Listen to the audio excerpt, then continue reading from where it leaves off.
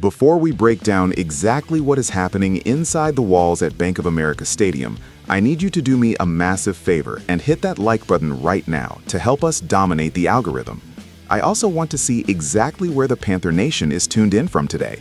Drop your name and your city in the comments section below so we can see how far this fan base reaches. Now, let's get straight into the hard truths facing this franchise. The reality setting in across the league this morning is that the Carolina Panthers missed a golden opportunity to seize control of their own destiny, and the finger-pointing has squarely landed on the coaching staff. I've been analyzing the game tape and speaking with contacts regarding the fallout from Week 15, and the sentiment is shifting from optimism to critical concern. While the Denver Broncos and Los Angeles Rams were busy punching their tickets to the postseason, the Panthers were busy engaging in self-destruction in New Orleans. We are looking at a 7-7 record, a dead heat with the Tampa Bay Buccaneers, and a locker room that has to answer for one of the most undisciplined performances of the year.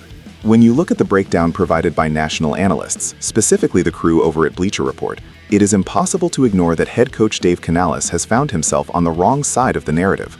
Being listed as a loser of the week isn't just about the final score, it is about how the loss occurred. My sources have emphasized all season that the barometer for Canales was never purely wins and losses, but rather growth and discipline. Sunday's performance in the Superdome was a regression in both areas. You cannot come off a bye week, a period specifically designed for rest, self-scouting, and strategic adjustments, and look that flat. That is a direct reflection of preparation, and that falls on the head coach. Let's dig into the numbers that are keeping the front office awake at night. The defensive split is alarming. For 3 quarters, Ejiro Evero's unit looked championship caliber, holding Kellen Moore's offense to a meager 165 total yards. They were flying around the ball, closing gaps, and making stops. Then, the 4th quarter happened. The defense surrendered 172 yards in the final frame alone. Think about that statistic. They gave up more yardage in the last 15 minutes than they did in the first 45 minutes combined.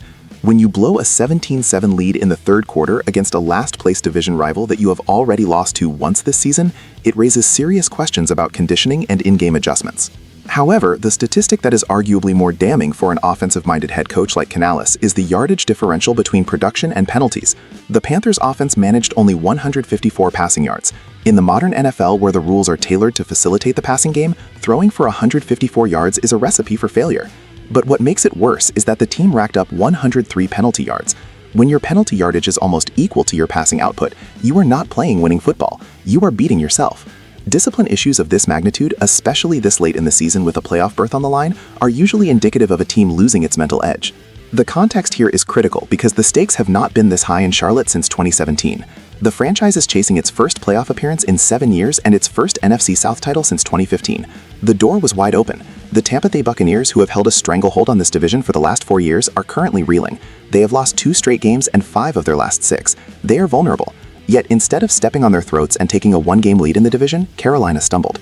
Now, everything comes down to this Sunday in Charlotte. We are looking at a winner-take-all scenario in spirit, if not mathematically. Both clubs are sitting at 7-7. The winner of this upcoming matchup effectively sits in the driver's seat for a home playoff game.